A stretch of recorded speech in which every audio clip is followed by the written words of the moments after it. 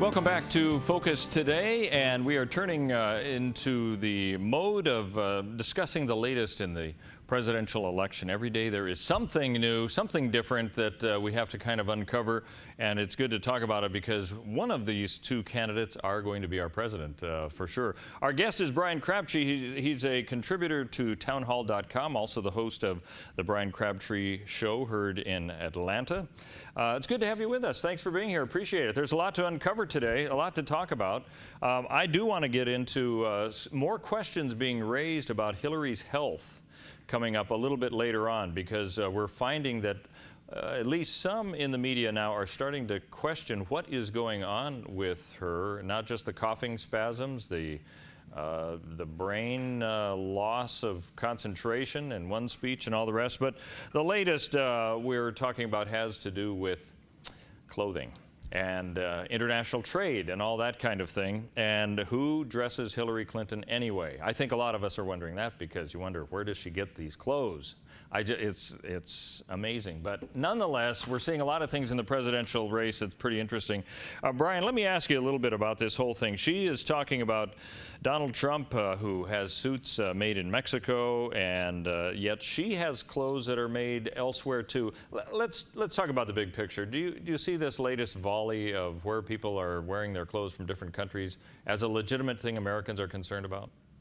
Well, the suit I have on was the threads were made somewhere overseas, and it was assembled here in America. And I actually called the guy who designed this for me, and he took me through the whole process. The likelihood, I can't be 100% sure, is that her suits are generally, her pantsuits are made by Ralph Lauren, Armani, and a few other small designers. Almost overwhelmingly, the material is made overseas, and they're assembled around the world: China, Mexico, Bangladesh, especially Ralph Lauren. So I did the research on this, and I don't know if it matters, except that when Hillary Clinton starts bashing Trump for where his clothes are made, when she's wearing the same exact kind of clothes, I think that shows the hypocrisy she brings to politics. You know, that is a very good point. And you would think that as she is making those comments, that she'd be evaluating how somebody might be looking at exactly what you said. For somebody who's been in the national political spotlight, something like this, how can somebody make a gaffe like that? I mean, she's been First Lady, Senator, she's been Secretary of State, and does she not think this will come back on her? Does she think she's at Teflon or what? Well, she may be thinking, well, these suits are, assembled in America, and so that's all that matters. Her campaign may not even check. I think with Hillary Clinton's campaign, they bring people to the forefront, and they don't really vet out their history because they're accustomed to a media that doesn't really fact check and hold her campaign or the Democrats as accountable as they do conservatives. So I think they feel like they're going to get away with it. Now, apparently she made some of these comments criticizing Trump for where his clothes are made and all the rest, while standing at a clothing display where they make knotty ties in Colorado. I am not familiar with that, but apparently you tried to order a knotty tie. What was your experience with this? Well, so I thought, well, let me try this out, because if they're selling $45 ties, there's got to be a catch. Number one, I've later found out, since I wrote the article in Town Hall, those ties are cotton, and so that's a much different tie. That's perhaps a way to get the price down. Then when I wanted to get one so that as I was doing radio and television interviews in the wake of my article, actually wear a knotty tie. I couldn't get one except and I didn't wait on it. So at Amazon, I bought the tie I have on right now. Okay, we're having a little problem here with the connection here with Bryan Crabtree. He's a contributor for townhall.com, and hopefully we'll be able to get that internet connection back. It sounds like it was down a little bit, and maybe we are back with him right now. Bryan, can you hear me? Are you there? I can hear you fine. Okay, good. Well, let's continue. You said you tried to buy this tie. You found out it was cotton. Go ahead and pick it up from there. Yeah, so the tie and knotty was cotton, and it was being assembled by refugee workers, so people from the Middle East who were refugees to the country. So Hillary Clinton was standing there saying, look, these are American workers, when in fact these are people who were refugees into the country stealing jobs from Americans. That's a big political point by the Trump campaign, is that they are importing poverty into the country and then trying to say, basically, we're giving these people jobs. But that's not what was happening. So I then went to Amazon to see, well, let me see if I can get a naughty tie there. It would be in 2 days, not available on Amazon. So I looked for a Trump tie. I ordered this tie the day I wrote the article, and it arrived. This tie is as well made and as nice, in my opinion, as a $200 tie you'd find at Neiman Marcus. That's the problem that Hillary Clinton doesn't understand or doesn't want to portray to the American people, is that if you want a quality product for under $100, such as this tie that I'm wearing, you have to make it elsewhere because the labor laws, the unions, and the regulations are so choking American businesses, they can't make it work. It's about quality and price, and it doesn't work in America anymore, very regrettably. Well, let me ask you this. That does open up an interesting discussion where people are criticizing Trump for how he does his business, but he says, look, all I can do is go by the current laws that are on the books. Even if I want to change them, I still have to have the reality of saying, here's how you are causing my business to suffer, so I have to make decisions based on that. Is that resounding, do you think, with a lot of Americans? Are they understanding the nuances of that definition? I think half the country does. I'm afraid the other half doesn't. I know from running my own businesses for the last 2 decades that a lot of times when I've run my businesses over the last 2 decades, you look at the situation and you regret having to go buy something or outsource a position to maybe an overseas call center, but you have no choice because you're trying to make your margins work. And I've always said this about business and how it intersects politics. Businesses are going to meet their margins. They're not gonna lessen their margins because government tells them to. So the more government crams down policy, the more they're going to find a way to cheapen the cost internally. That can be laying people off, asking some workers to do more work for the same amount of pay, or outsourcing those jobs entirely. We have no choice in business in America, and I think that's why Donald Trump comes to the forefront. What I'm hearing is a guy that says, I want to fix that and return us back to the point where Americans get these jobs and regulations. He said it in his economic speech yesterday. I want to lessen regulations tremendously. That sounds bad to the liberal mindset, but that's what's needed to get jobs and upward mobility back in America. You know, he's been criticized recently for making some inflammatory comments without kind of staying on tack to some of the issues of Benghazi, emails, whatever it might be, and all the rest. And the latest poll numbers show that he has suffered a little bit, if you want to believe those poll numbers. And yet he does seem to always rebound. We're getting closer to the election, though, so it's becoming more critical when these are made. He's kind of reinvented himself from what we've seen in the last day or so, reading from a teleprompter and staying on target. Just your perspective, since you're kind of one of the political watchers here, do you think that that is the tact he needs to continue to make, or would you like to see a shift? Occasionally he needs to go on message and do a teleprompted speech where he's really hitting the points and the sound bites come out and there's not the departures that he makes in his typical speeches. However, I think the American voters and his supporters, who are ultimately going to vote for him in November, want to see the Donald Trump that plowed through 16 candidates in the Republican primary. They want a disruptor. They want a bit of a bull in a china cabinet, and that certainly doesn't meet or comport with what the political pundits are used to, and it drives them nuts because they can't understand it. He's playing his own game. When he plays his own game, he wins. When he plays the typical political game, which is Hillary's game, he can lose. So he's got to play that very carefully. I think doing a speech as he did yesterday on a serious matter such as the economy was the right thing to do, but he needs to go back to being himself for a few days as well, which he's doing now in the wake of the 50 intelligence officials who've written the letter bashing him and saying he's dangerous to the country. He's going on the attack with them. We're talking with Bryan Crabtree, contributor to townhall.com. He's also host of the Bryan Crabtree Show in Atlanta.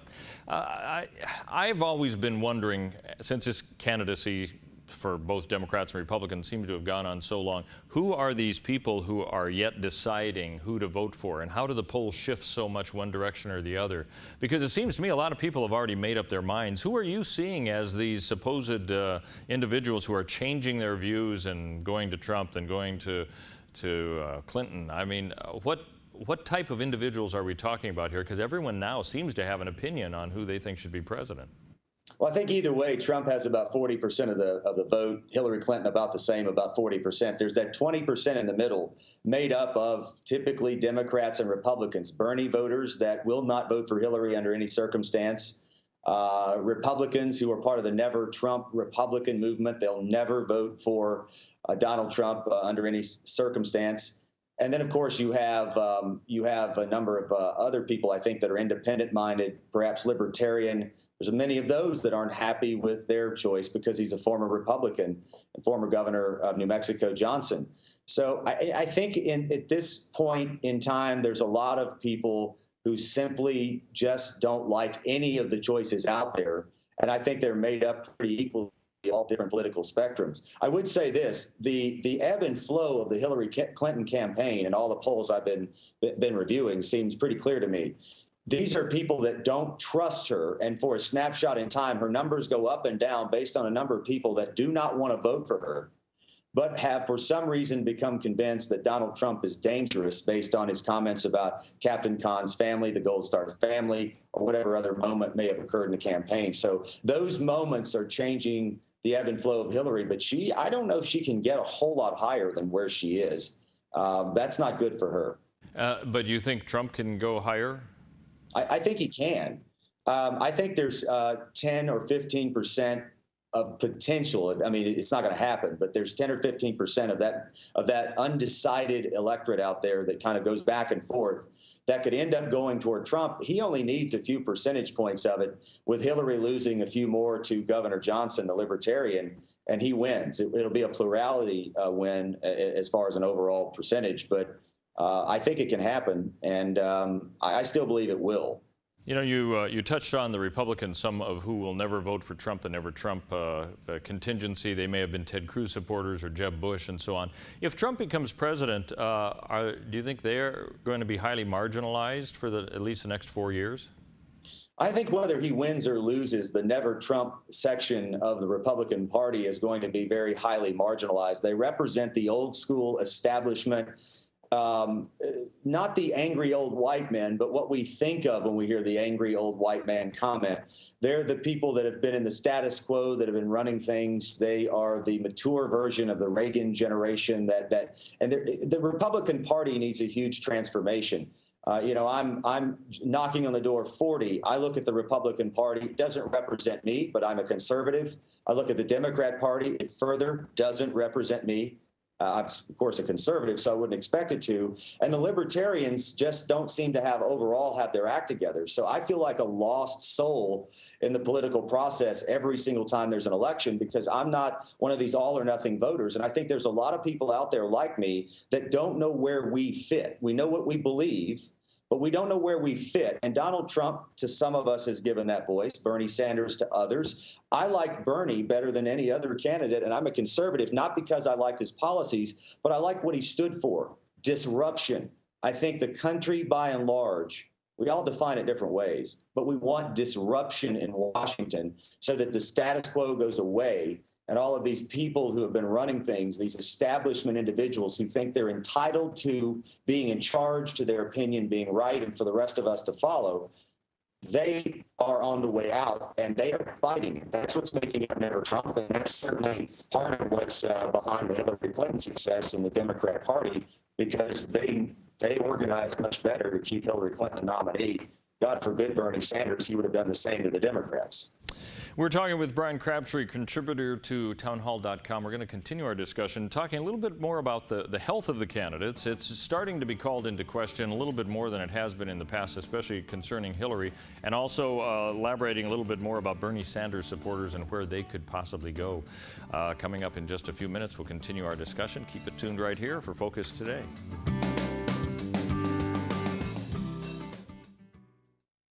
I'm Paulina Leiser, producer of Focus Today. Thank you for watching this video, and make sure to check our other videos at theDove.us.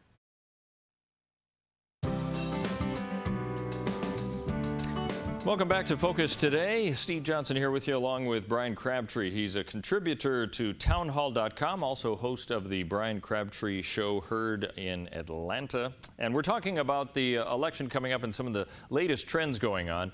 You may have seen a few I don't know if you'd call them reports, but evidence of Hillary having some problems physically, whether it's with coughing or whether it's losing her train of thought. You might have seen that latest one that came out, I think, just today, where she was speaking, and all of a sudden she just has a startled look like, who am I, why am I here, kind of a moment, and tried to regroup. And then another one of her having to be helped upstairs and all this. And this is after some incidents where she had a brain,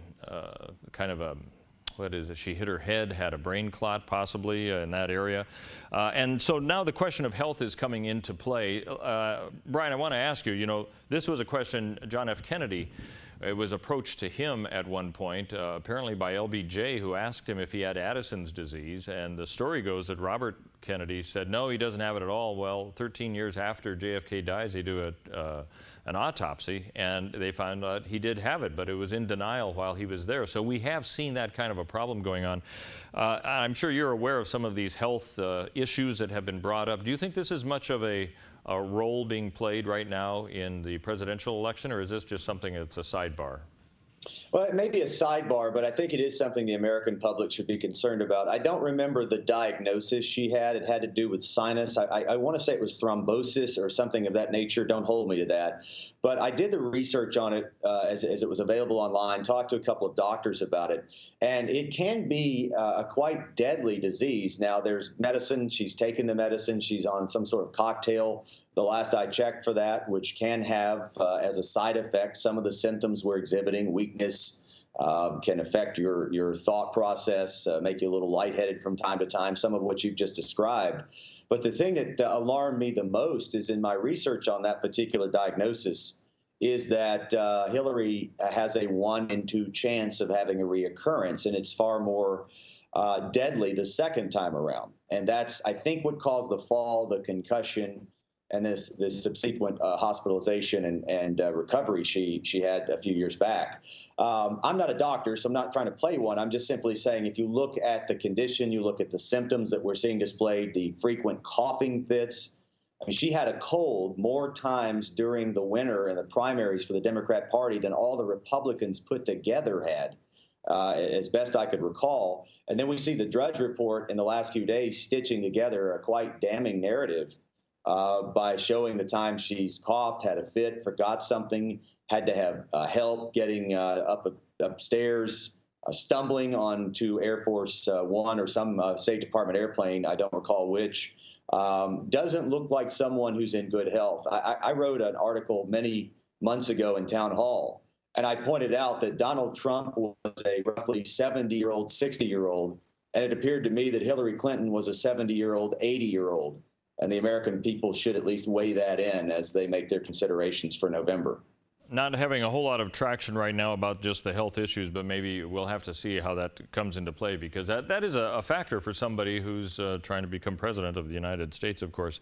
Let's talk a few other things. They're kind of unrelated, but they're all part of the issues here. The parents of the 2 Benghazi victims have filed lawsuit against Hillary right now. Do you think, while she was Secretary of State, do you think they have much of a case for the deaths that resulted? Well, I'm going to play lawyer for a second. I have a federal lawyer. He's a great friend of mine. And anytime something like this happens, I ask him to review it. He's a conservative. He reviews these cases. But the basic notes here, Patricia Smith, Charles Woods, which is Sean Smith and Tyrone Woods' parents, have filed this case because of the reckless actions. I don't see how they can file a personal case against Hillary Clinton for what she did in the State Department, except that there's the part about the server. If they can prove she was reckless with the server and that information in that server was compromised and even could circumstantially have led to the death of their children in Benghazi, then the server being in her home and not residing at the State Department could then, I think, make her personally liable. And this would be a big deal. I don't think we'll have the outcome of this, though, before the election. I don't think we'll know much about this case because these sort of cases take literally years, and I doubt there'll even be discovery by then. The trouble the case will have is when it gets to discovery, how much of the documents that might be relevant to proving their case can they actually get their hands on due to the now classified nature of the documents. So this situation in and of itself makes her unqualified to be president. but I'm not sure this lawsuit will do anything as far as swaying the minds of voters in America this November. Yeah, good point. The timing of that is important. You know, a video showing this morning the Orlando shooter's dad cheering Hillary at a rally. If this had been at Donald Trump's rally, this would be the headline banner news. Your thoughts? Is this going to be a big issue and a problem for Hillary, do you think? Well, my mom always told me birds of a feather flock together. I'm not going to blame the dad for what happened in Orlando, but certainly if I were running for president, optics would be important. I'm not, never will, but I would be worried about having the dad, the immigrant father of an individual who was born in America who just killed dozens of Americans in Orlando. I'd be worried about having him behind me at a rally. Now, the thought process, let me get into that, by the Hillary Clinton campaign, is to make immigrants of any background, national origin, whether it be Middle Eastern or Mexican, Hispanic, of all countries, is to make them deathly afraid of what Donald Trump is going to do to them. They've convinced most of them that Donald Trump's going to deport them even if they're legal immigrants, especially Middle Easterners. So I think that's the thought process as to why she puts this individual, what's his name, Sadiq Mateen, behind her. But this ought to chill the American public about who and what Hillary Clinton gravitates toward when it comes to politics. Not Americans as a whole, all walks of life, all national origins, but the American whose son just killed dozens of us. It's too close for comfort to me. Bryan Crabtree is a contributor to townhall.com, and he's got a radio show called The Bryan Crabtree Show in Atlanta. Let me get your thoughts on the issue of Bernie Sanders supporters. I've been trying to mull over just what they're going to do when they go to the polls, because you find some that say, I really don't like Hillary at all. I'm not even considering necessarily Donald Trump, but, you know, do they withhold their votes? Are they going to vote for somebody that they just don't like at all, or go for the other person? What are your thoughts of these supporters, since I know they're not just one collective group that are going to vote one way, but where do you think they're going to show up when the polls actually open? And I think we have lost Bryan Crabtree for a couple minutes there. It was a real good question, too, and I really wanted his answer, but we'll have to hold off on that. If you want to check out more of some of Bryan's comments, you can go to his website. It is townhall.com, and it's one of those websites where you may not be getting the news that you're seeing elsewhere. That's why some of the topics that we were discussing are those that aren't hitting necessarily the mainstream, but you are finding more about them, and that's why I think it's interesting to know if, in fact, if Hillary's health is going to play much of a role or not in all of that. We'll have to wait and see, of course, but there are a lot of websites to go to. I think if you're like me, the question you have is, what is the credibility of some of these websites? And you really have to look through them all, because some of them are inflammatory, others are just opinions, and that's not a problem at all. It's one of those things that you have to kind of keep track of to be able to evaluate all of that. But I think a lot of people are realizing that the alphabet networks are not necessarily the ones that they're totally relying on, and some of these web pages can help a lot to kind of give you more of the story that otherwise you may not be getting. So townhall.com might be one of those that you're looking at. I know just a perspective is politico.com. A lot of people have gone to that. However, that has had a little bit of criticism because of bias at that particular website. So whether or not you want to go to that, it's something to check out. That might be a new one for you as well. But there are a lot of them, and I have a feeling that as the election gets a little bit closer, we're going to be hearing more of these websites coming out. And you just have to kind of evaluate the information that you're getting on all of that. I can't say that I've gone to townhall.com that much, so it's one of those sites where I think it's important to kind of take a look at what other people are seeing and some of the research that they're doing on their own as well. So yeah, we'll have to see what we can find out. It is a question that I have about Bernie Sanders supporters and where they may be going, because some people will say, well, they'll never vote, some of them, for Hillary Clinton. But then does that mean that they're necessarily going to vote for Donald Trump? Not necessarily. However, when you go to the polls, if you don't vote for one candidate that they think you're going to vote for, it actually ends up being somewhat of a support for the other candidate. So a lot of things to be kind of looking at in those regards. So It's too bad that we lost Bryan Crabtree, but I'm sure we'll be talking to him once again as the election gets a little bit closer. And we're just about 2 months out, finally. This election seems to have gone on forever, but we have just a couple months, and we'll all be casting our votes either by ballot or in other states going to the polls, of course, that way. So keep it tuned here. We've got a lot of introspection and investigation to do, and we like to bring it to you on Focus Today. So join us next time right here on the Dove.